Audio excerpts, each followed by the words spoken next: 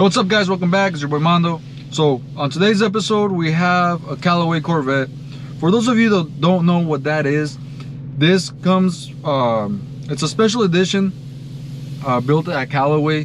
They added a magnetic supercharger to it. Well, it had to come back a couple months ago. I think it was around February when I saw it, and it was running extremely lean. The guy was having issues with it, so we went ahead and tuned it. We fixed those problems. Car ran great. Well, it wasn't enough power, so he brought it back in, and we added some Texas Speed long tube headers, high flow cats, and the rest of the exhaust is still how it was originally. So let's see what kind of horsepower we gain with just adding headers to this.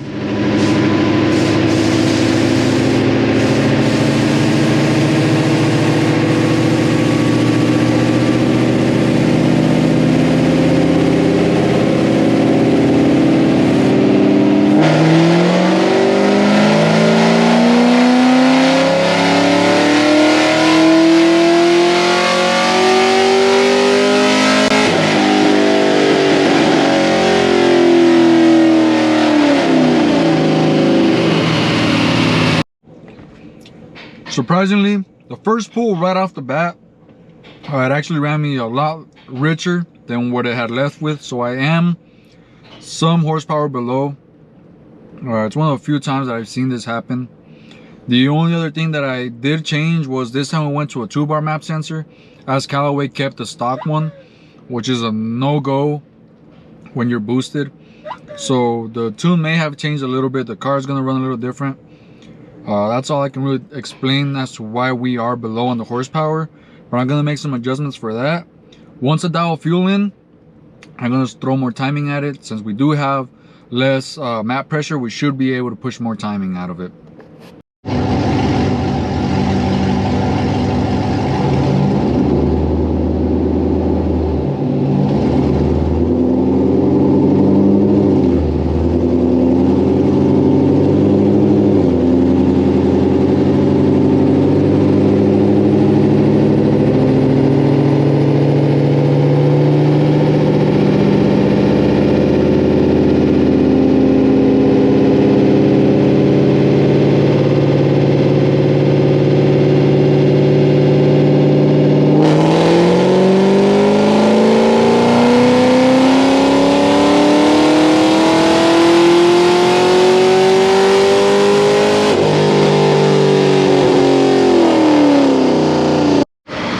Alright guys, so I finally leaned it out a bit. I went a little overboard on the lean out. As I kept seeing really low 11s, and I don't really like that AFR for this kind of setup. It was extremely rich, so I leaned it out. I got it to around 11.8, but when I added an extra degree, I had some detonation slightly up top. So that's that little dip we see here. But if we look closely, this solid line was how it was before the headers, and we were at 434, and now we're at 473.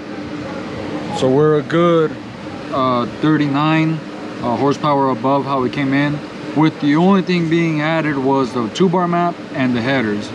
So I'm dialing it in still. I'm gonna add slightly more fuel and see if I can get away with that extra degree of timing. If not, we're gonna back it down, because it's not worth damaging the engine.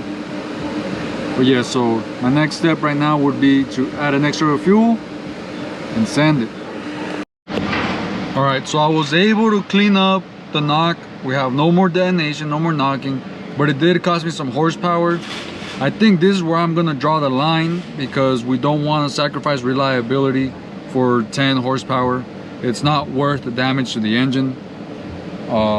So I did richen it up. I pulled that degree of timing, and we're pretty happy right now. Gains are amazing as to just slapping headers on and a retune for it. So overall, I'm sure the owner's gonna be happy with it. The car runs great.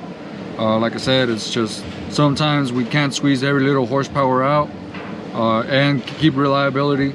So for the safety of the engine, we're gonna keep it at 15 degrees, and we should be able to run it as hard as he wants. Well guys, I lied about leaving the tune the way it is. As you guys know me, I can't leave shit alone.